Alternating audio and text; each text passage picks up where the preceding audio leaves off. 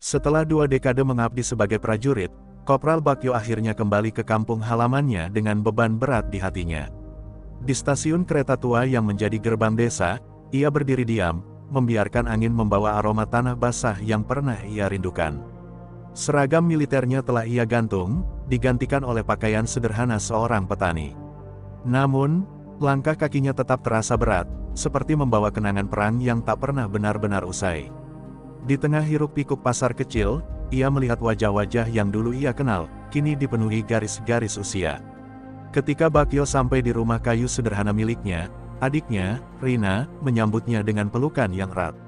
Rina adalah satu-satunya keluarga yang tersisa setelah orang tua mereka meninggal bertahun-tahun silam.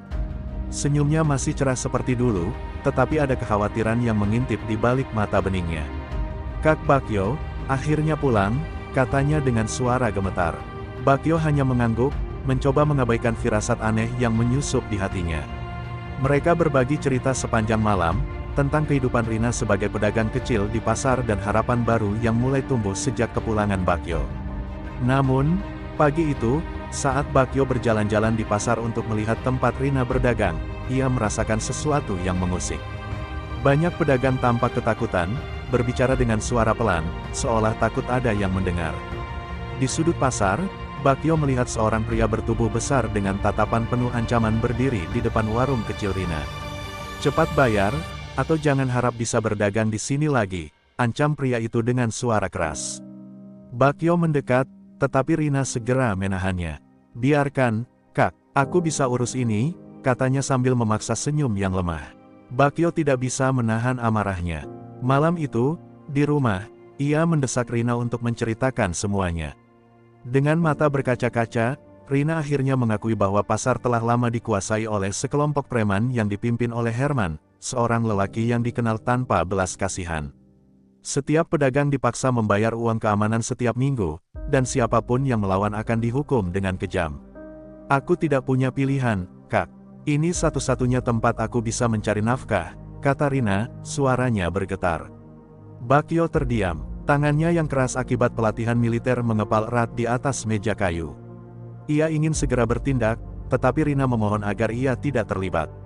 "Aku tidak mau kehilangan satu-satunya keluarga yang aku punya," bisiknya.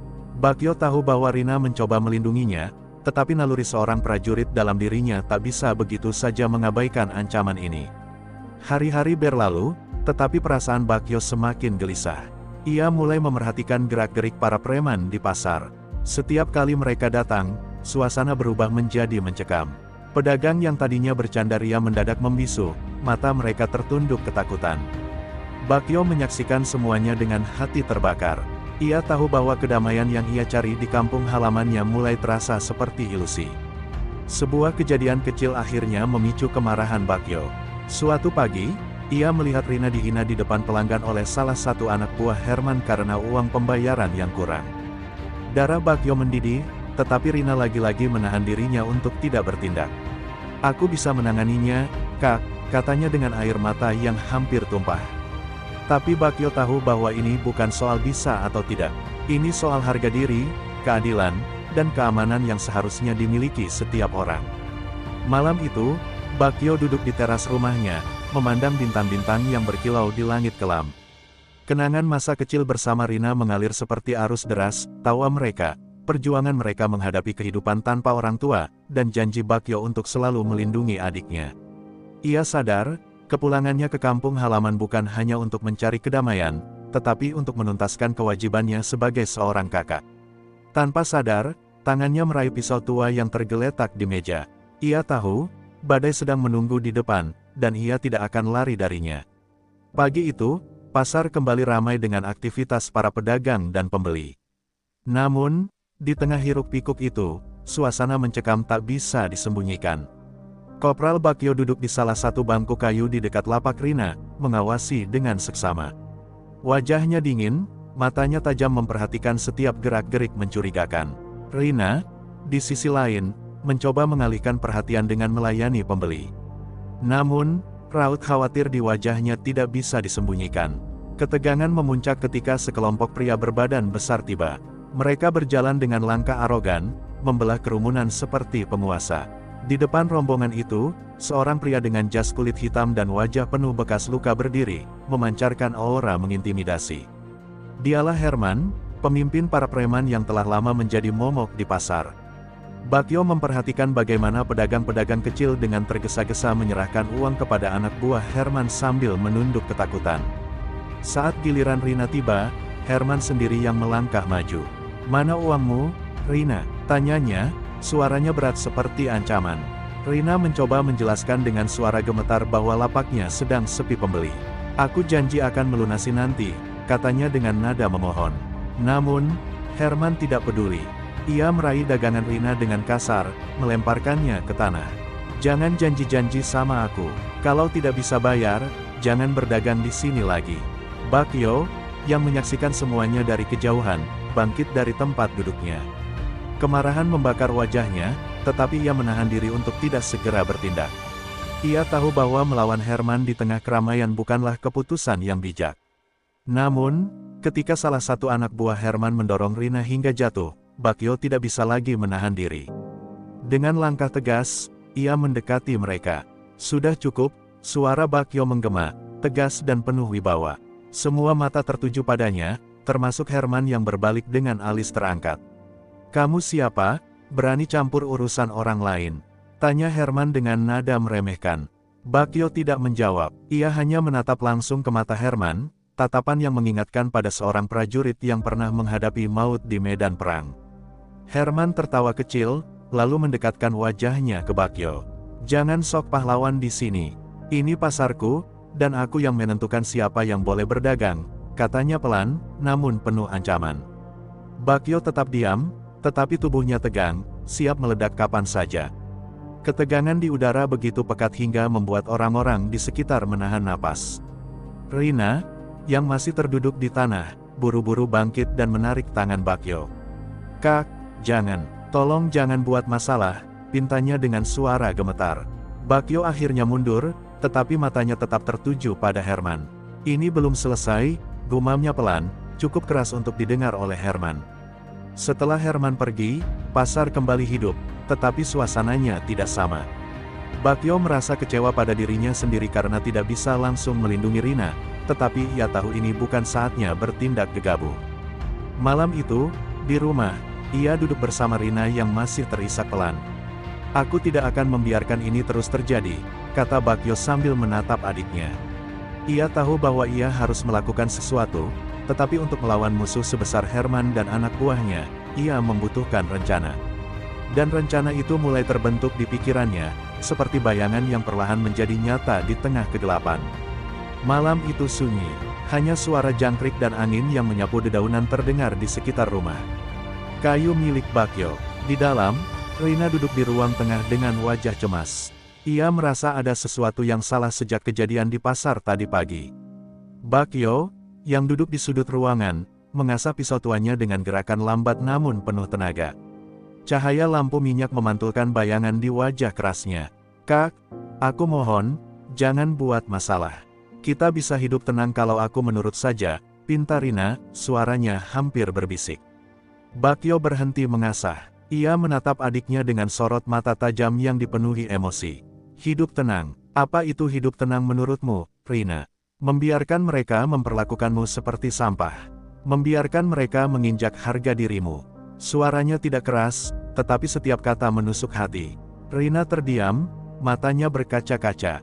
Ia tahu apa yang dikatakan kakaknya benar, tetapi ketakutannya lebih besar dari amarahnya. Malam semakin larut, Rina akhirnya masuk ke kamarnya, meninggalkan Bakyo yang masih duduk di depan meja kayu dengan tatapan kosong. Namun, tak lama setelah Rina tertidur, terdengar suara langkah kaki dari luar rumah. Bakyo segera siaga, ia meraih pisau yang sudah diasahnya, lalu mendekati pintu. Dari celah kecil, ia melihat beberapa bayangan pria yang mengendap-endap. Hatinya berdegup kencang. Tanpa suara, Bakyo membuka pintu belakang dan keluar. Ia bergerak seperti bayangan, memutari rumah untuk mengamati para penyusup. Mereka adalah anak buah Herman. Bakyo mengenali beberapa wajah dari pasar tadi pagi. Salah satu dari mereka membawa tongkat besi, yang lain memegang botol berisi cairan yang mencurigakan. "Bakar saja rumahnya, biar mereka tahu siapa yang berkuasa," bisik salah satu dari mereka. Amarah Bakyo meledak, tetapi ia tetap tenang. Ia tahu bahwa frontal menyerang mereka akan berisiko membahayakan Rina. Dengan cepat, ia melumpuhkan salah satu dari mereka dengan menghantam tengkuknya menggunakan gagang pisaunya. Pria itu jatuh tanpa suara. Namun, gerakan itu memicu kegaduhan, dan para penyusup lainnya menyadari keberadaannya. "Dia di sini," teriak salah satu dari mereka. Pertarungan pun tak terelakkan. Meski kalah jumlah, Bakyo menggunakan keahliannya sebagai mantan tentara untuk mengimbangi mereka. Ia bergerak cekatan, menyerang dengan presisi yang mematikan. Namun, salah satu dari mereka berhasil mengalihkan perhatiannya dengan melemparkan botol berisi cairan ke arah rumah. Api segera menyala, membakar dinding kayu rumah Bakyo. "Rina!" teriak Bakyo, panik. Rina terbangun oleh suara gaduh dan bau asap. Dengan cepat, ia berlari keluar kamar, tetapi kobaran api sudah menghalangi jalannya. Bakyo bergegas menerobos ke dalam rumah, mengabaikan panas yang membakar kulitnya. Dengan susah payah, ia berhasil menarik Rina keluar sebelum api melahap seluruh rumah. Di luar, para preman sudah melarikan diri, meninggalkan Bakyo dan Rina yang terduduk lemah di tanah. Malam itu, Bakyo melihat rumah yang ia bangun dengan susah payah bersama Rina terbakar habis. Tangannya mengepal erat, sementara air mata Rina mengalir deras. "Mereka ingin kita tunduk, Kak. Mereka ingin kita menyerah," isak Rina. Namun, Bakyo hanya diam, menatap api yang menyala dengan mata penuh dendam. Ia tahu, ini bukan hanya tentang Rina lagi. Ini tentang harga diri, tentang melawan kejahatan yang telah terlalu lama dibiarkan. Dan malam itu, di antara puing-puing rumahnya, Bakyo bersumpah bahwa Herman dan anak buahnya akan membayar mahal untuk semuanya. Subuh itu, di antara sisa-sisa puing rumah yang masih mengepul, Bakyo berdiri memandangi kehancuran yang ditinggalkan para preman. Bau kayu terbakar menyengat, menyatu dengan dinginnya udara pagi. Rina duduk di bawah pohon, terisak tanpa suara. Tubuhnya lunglai, matanya merah akibat tangis semalaman. "Kita sekarang tidak punya apa-apa lagi, Kak," katanya pelan, hampir seperti berbisik. Bakyo hanya diam, rahangnya mengeras. Ia tidak menjawab, tetapi dalam hatinya ia tahu, ini adalah batas terakhir. Tanpa berkata apa-apa, Bakyo mengambil ransel lamanya dari antara reruntuhan. Ia membuka resletingnya, mengeluarkan benda-benda yang sudah lama ia simpan, kompas militer, tali parakot, pisau lipat yang telah menemaninya di medan perang, dan peta tua daerah kampungnya. Senjata-senjata sederhana ini adalah warisan hidupnya sebagai tentara, dan ia tahu bahwa kini, semua itu akan kembali berguna. "Kita akan pergi ke rumah Pak Karta untuk sementara waktu," katanya kepada Rina, menyebut nama tetangga tua mereka. Namun, dalam pikirannya, langkah itu hanyalah awal dari sesuatu yang jauh lebih besar. Di rumah Pak Karta, mereka disambut dengan kehangatan. Pak Karta, seorang petani tua yang bijaksana, menyayangi Rina seperti anak sendiri. Namun, ketika Bakyo bercerita tentang kejadian malam sebelumnya, wajah Pak Karta berubah muram. Herman dan anak buahnya itu sudah terlalu lama merajalela. Banyak orang ingin melawan, tapi mereka takut, Nak. Mereka terlalu kejam, dan polisi di sini tutup mata, ujar Pak Karta sambil menggelengkan kepala. Bakyo mendengarkan dengan seksama, matanya menyala dengan tekad. Malam harinya, Bakyo duduk di depan rumah Pak Karta, menatap bintang-bintang yang berkilauan di langit. Ia mengingat janji yang pernah ia ucapkan pada dirinya sendiri ketika masih muda, melindungi Rina, apapun yang terjadi. Tapi sekarang, ia merasa telah gagal. Ia tidak hanya kehilangan rumah, tetapi juga rasa aman yang seharusnya ia berikan kepada adiknya. Kemarahan dan rasa bersalah bercampur menjadi satu di dalam dirinya. Dalam keheningan itu, ia membuat keputusan, ia tidak akan menunggu lagi. Hari-hari berikutnya, Bakyo mulai mempersiapkan diri. Ia mengamati setiap sudut pasar, mencatat kebiasaan para preman, dan mencari titik lemah mereka. Ia bergerak dengan hati-hati, menggunakan pengalaman militernya untuk tetap berada di bawah radar. Di saat yang sama, ia mulai berbicara dengan para pedagang kecil yang juga menjadi korban Herman. Beberapa dari mereka masih takut, tetapi ada yang mulai menunjukkan keberanian saat melihat tekad Bakyo. Suatu malam, Bakyo mendatangi salah satu preman yang sering mengganggu pedagang di pasar, seorang pria bertubuh besar bernama Johnny. Dengan taktik dan kecepatan yang terlatih, Bakyo menangkap Johnny di lorong gelap dekat pasar. Tanpa memberikan kesempatan untuk melawan, ia mencekik pria itu hingga pingsan, lalu mengikatnya di kursi di gudang kosong. Ketika Johnny siuman, Bakyo sudah berdiri di depannya dengan pisau di tangan. "Kau akan bicara tentang Herman, atau aku akan membuatmu menyesal," katanya dingin. Johnny, yang awalnya mencoba melawan, akhirnya menyerah di bawah tekanan Bakyo. Ia mengungkapkan lokasi markas Herman, jadwal mereka, dan siapa saja orang-orang penting dalam kelompok itu. Mendengar semua informasi itu, Bakyo merasa amarahnya semakin membara. Namun, ia tidak puas. "Sampaikan pesan ini kepada Herman," kata Bakyo sebelum melepaskan Johnny. "Katakan padanya, ini baru permulaan." Malam itu, Bakyo kembali ke rumah Pak Karta dengan hati yang berat, tetapi tekad yang kokoh. Ia tahu bahwa ini baru awal dari perjuangan panjang. Herman dan kelompoknya masih kuat, tetapi ia tidak peduli. Ia tidak lagi berpikir tentang kemungkinan gagal atau risiko yang harus ia hadapi. Bakyo telah melangkah ke jalan tanpa kembali. Dendam telah membakar hatinya, dan ia akan melanjutkan apa yang telah ia mulai, apapun harganya. Pagi yang dingin, Bakyo memulai harinya dengan langkah berat namun penuh tekad. Ia tidak kembali ke pasar, melainkan menuju hutan kecil di pinggiran desa. Di tempat itu, ia melatih tubuhnya yang pernah terbiasa dengan kerasnya medan perang. Meski usia tak lagi muda, setiap pukulan, tendangan, dan gerakan taktis yang ia ulangi menunjukkan bahwa dirinya masih seorang prajurit sejati. Ia melatih fisiknya bukan semata untuk balas dendam, tetapi untuk memastikan bahwa ia mampu menuntaskan misinya tanpa celah kesalahan. Sementara itu, kabar tentang pesan Bakyo yang disampaikan melalui Johnny telah sampai ke telinga Herman. Di markasnya, sebuah gudang besar di pinggir desa, Herman duduk dengan senyum sinis. Kopral tua itu pikir dia siapa, datang-datang ingin jadi pahlawan, katanya sambil tertawa mengejek. Namun, di balik tawanya, terselip rasa waspada. "Kita tidak bisa meremehkan dia. Cari tahu semua tentang dia. Aku mau dia dilenyapkan sebelum dia jadi masalah besar," tambahnya tegas kepada anak buahnya. Di tempat lain, Bakyo kembali ke rumah Pak Karta dengan membawa peta yang telah penuh dengan coretan. Ia mempelajari setiap sudut desa, mencari jalur yang akan digunakannya untuk menyerang markas Herman. Saat ia sedang merencanakan strateginya, Rina mendekatinya dengan wajah cemas. "Kak, aku mohon hentikan ini. Mereka terlalu kuat. Aku tidak mau kehilanganmu," katanya dengan suara bergetar.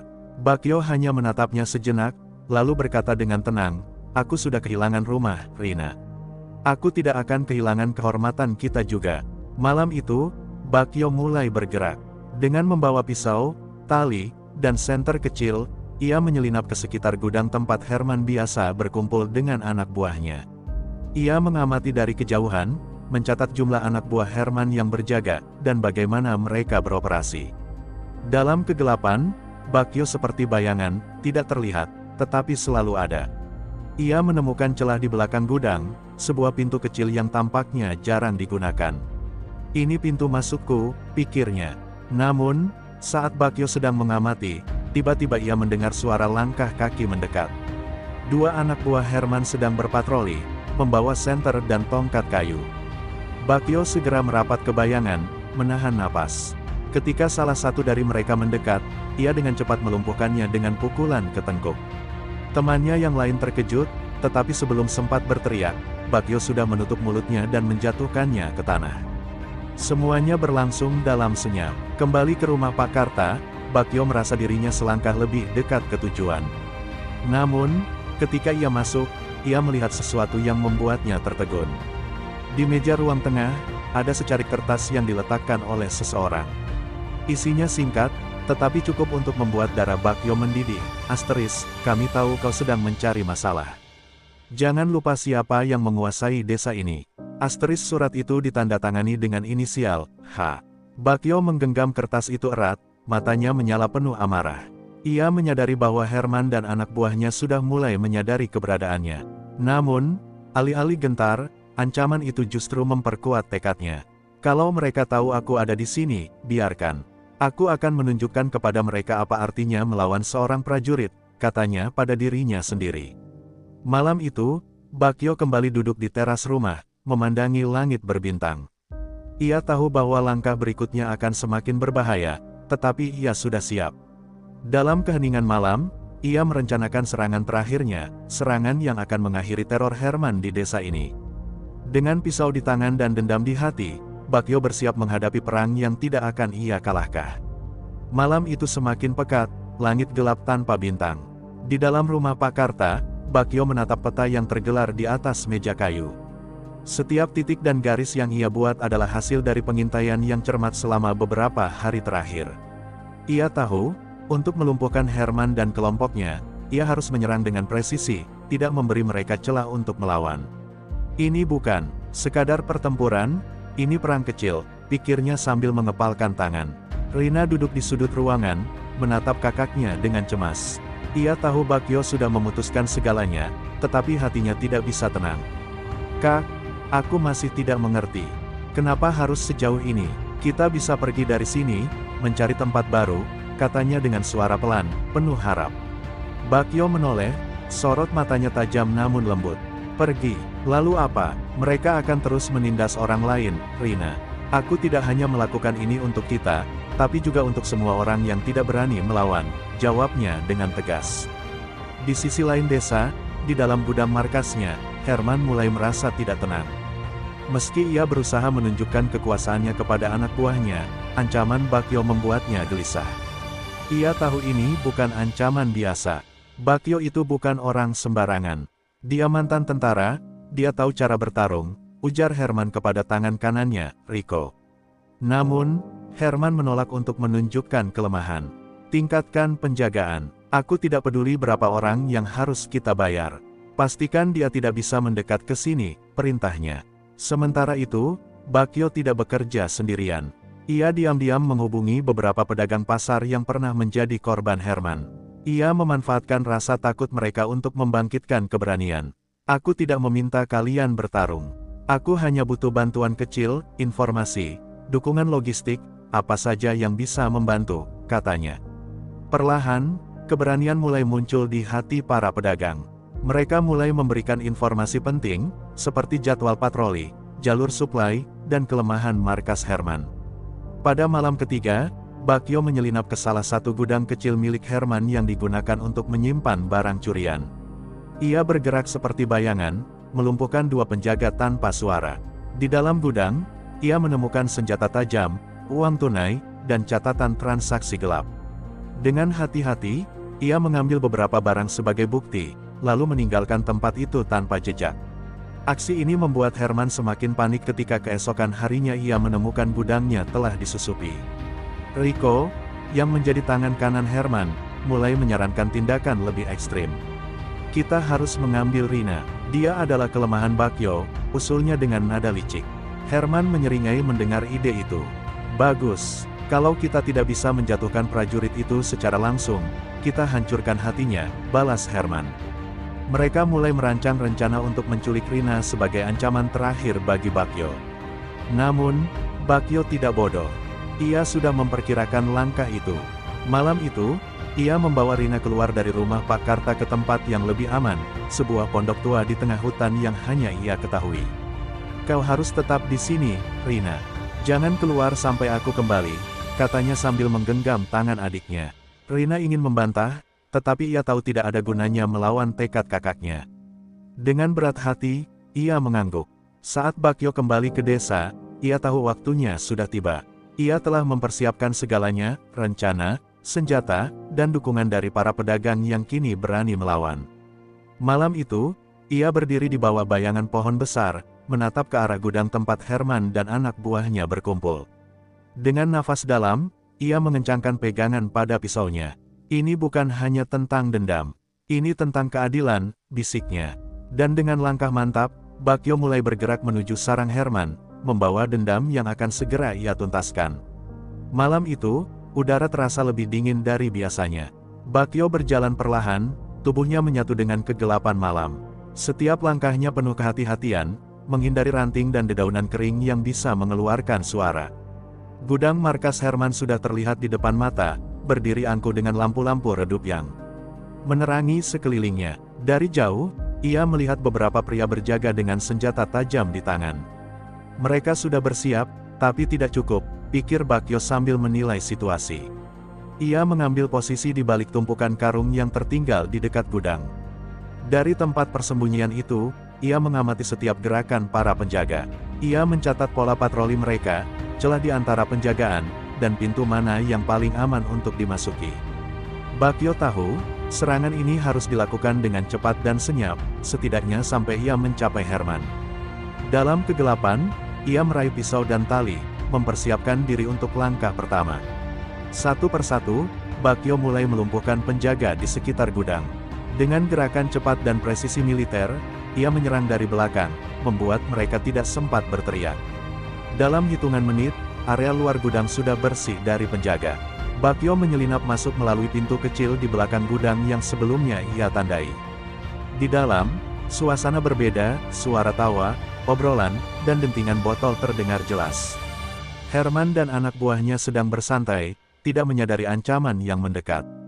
Bakyo bergerak dengan hati-hati, menyusuri lorong sempit menuju ruangan utama. Namun, tiba-tiba, langkahnya terhenti. Di depannya, salah satu anak buah Herman muncul, membawa senter. Bakyo langsung bergerak cepat, membekap pria itu dari belakang dan menyeretnya ke sudut gelap. "Berapa orang di dalam?" bisik Bakyo dengan suara dingin. Pria itu gemetar ketakutan, lalu menjawab dengan terbata-bata, 10, termasuk Herman. Bakyo tidak memberinya kesempatan lebih lama, ia melumpuhkannya dan melanjutkan langkahnya. Saat Bakyo mencapai ruangan utama, ia melihat Herman duduk di tengah, dikelilingi oleh anak buahnya yang tertawa sambil minum. Wajah Herman memancarkan kesombongan, seolah-olah tidak ada yang bisa menyentuhnya. Bakyo mengamati dari balik pintu, menunggu momen yang tepat. Ia melihat sebuah lampu minyak besar tergantung di langit-langit, tepat di atas meja tempat Herman duduk. Rencana pun terbentuk di pikirannya. Dengan cepat, Bakyo melemparkan pisau ke arah tali yang menahan lampu minyak itu. Lampu jatuh dan pecah di atas meja, menumpahkan minyak yang langsung terbakar. Api menyala dengan cepat, menciptakan kekacauan di ruangan. Herman dan anak buahnya panik, berusaha memadamkan api yang mulai menjalar. Di tengah kekacauan itu, Bakyo masuk seperti bayangan, melumpuhkan dua pria yang mencoba melarikan diri. "Herman!" teriaknya, suaranya menggelegar di tengah suara api yang berderak. Herman berbalik, matanya membelalak melihat Bakyo berdiri dengan pisau di tangan dan darah di ujung bajunya. "Kau pikir bisa datang ke sini dan menghancurkan segalanya?" Herman mencoba menunjukkan keberanian, tetapi suaranya bergetar. Bakyo tidak menjawab, ia hanya melangkah maju, perlahan namun pasti, seperti seorang algojo mendekati mangsanya. Para anak buah Herman yang tersisa mencoba melawan, tetapi mereka tidak sebanding dengan kecepatan dan keahlian Bakyo. Pertarungan antara Bakyo dan Herman akhirnya tak terelakkan. Herman, dengan tongkat besinya, menyerang dengan brutal, tetapi Bakyo menghindari setiap pukulan dengan mudah. Dalam satu gerakan cepat, Bakyo berhasil melucuti tongkat itu dan menekan Herman ke dinding. "Ini untuk Rina, untuk rumahku, untuk semua orang yang telah kau tindas," kata Bakyo dengan suara penuh dendam. Herman mencoba melawan, tetapi Bakyo menahannya dengan kekuatan yang tidak bisa dilawan. Malam itu, di antara api yang membakar gudang, Bakyo memastikan bahwa Herman tidak akan pernah lagi menyakiti siapapun. Asap pekat memenuhi udara, bercampur dengan bau kayu terbakar dan suara pecahan kaca. Gudang itu mulai runtuh, api melahapnya dengan rakus. Bakyo berdiri di tengah puing-puing. Tubuhnya penuh dengan luka goresan, dan napasnya berat. Di depannya, Herman tergeletak tak berdaya, wajahnya berdarah, matanya penuh ketakutan.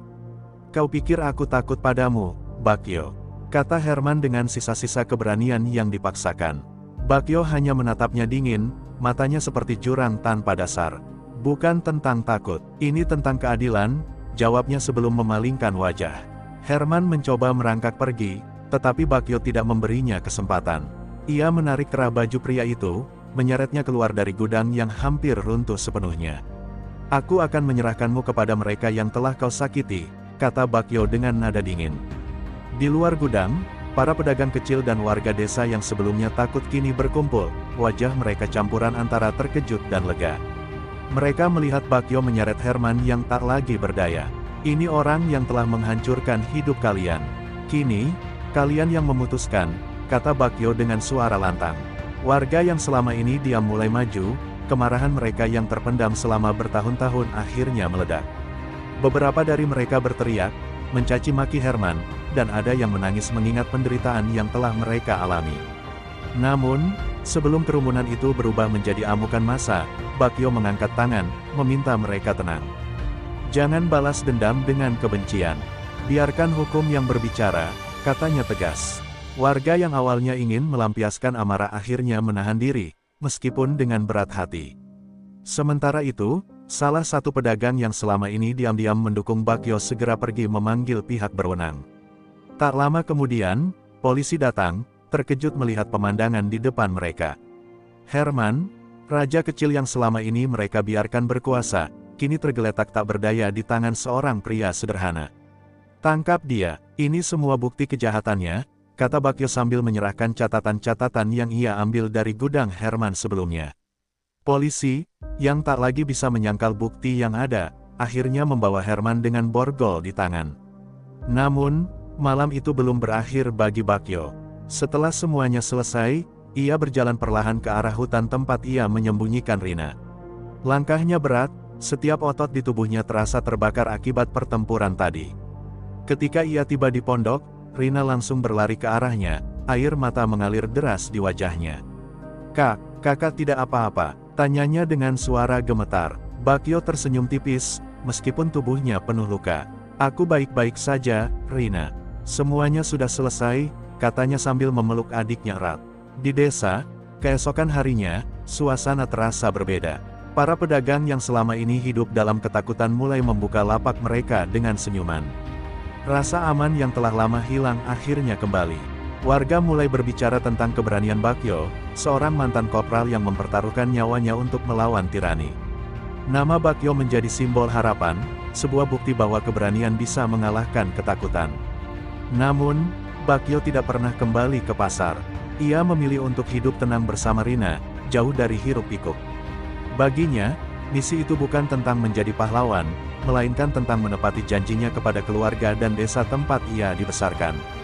Meski tubuhnya membawa bekas-bekas luka pertempuran itu, hatinya kini lebih tenang.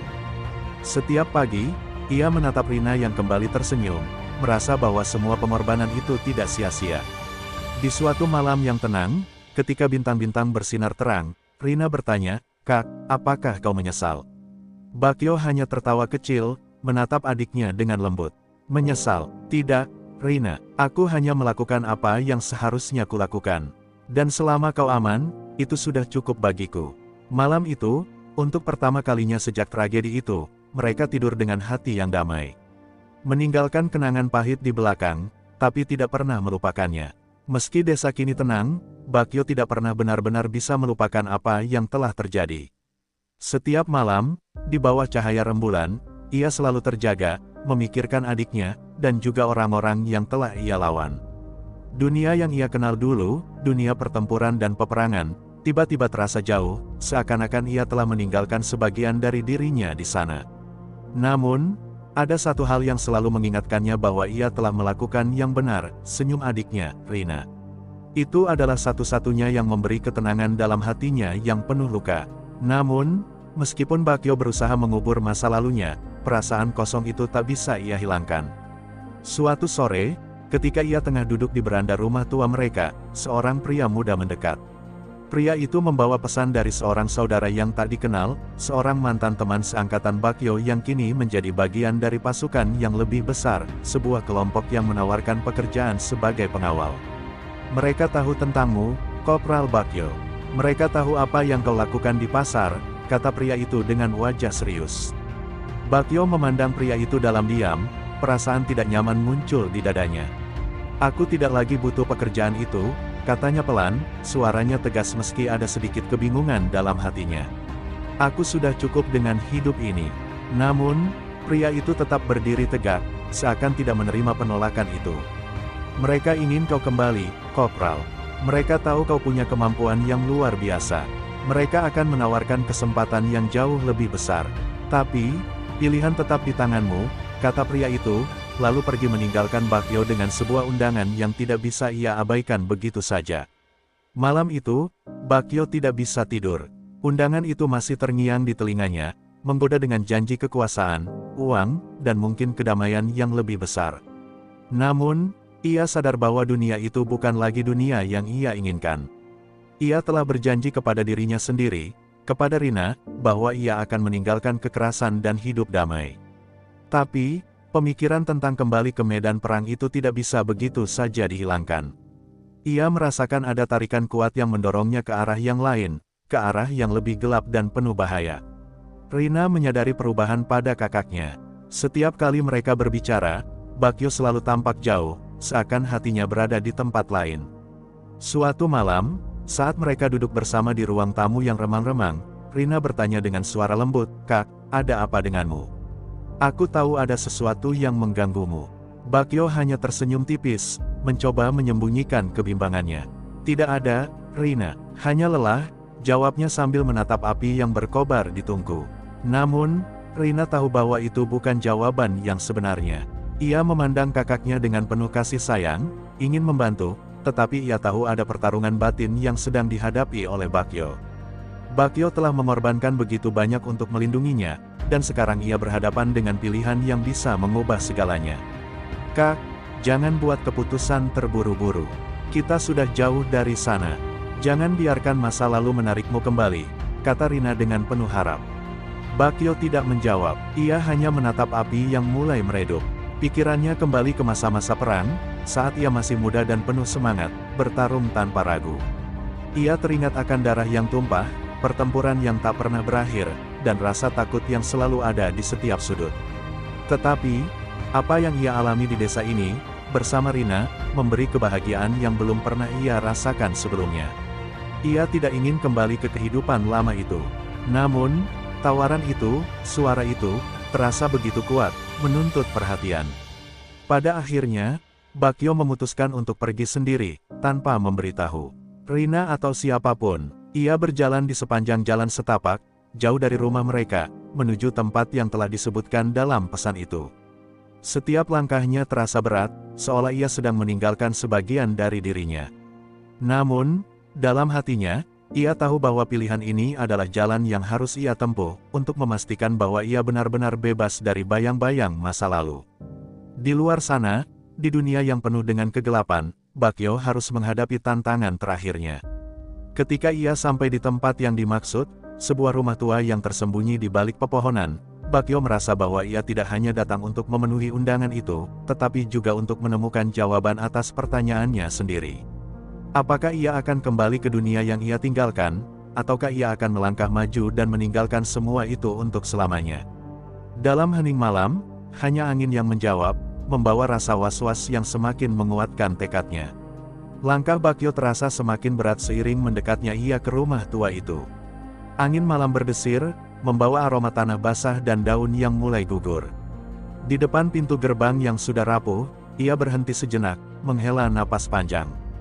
Di dalam hatinya, bergemuruh perasaan yang sulit untuk diungkapkan. Apa yang sebenarnya ia cari? Apakah kedamaian yang selama ini ia dambakan, ataukah ada sesuatu yang lebih gelap yang tak bisa ia hindari? Semua itu terpendam dalam bayang-bayang masa lalunya yang tak kunjung surut. Pintu rumah itu terbuka perlahan, dan dari dalam muncul seorang pria yang mengenakan mantel hitam.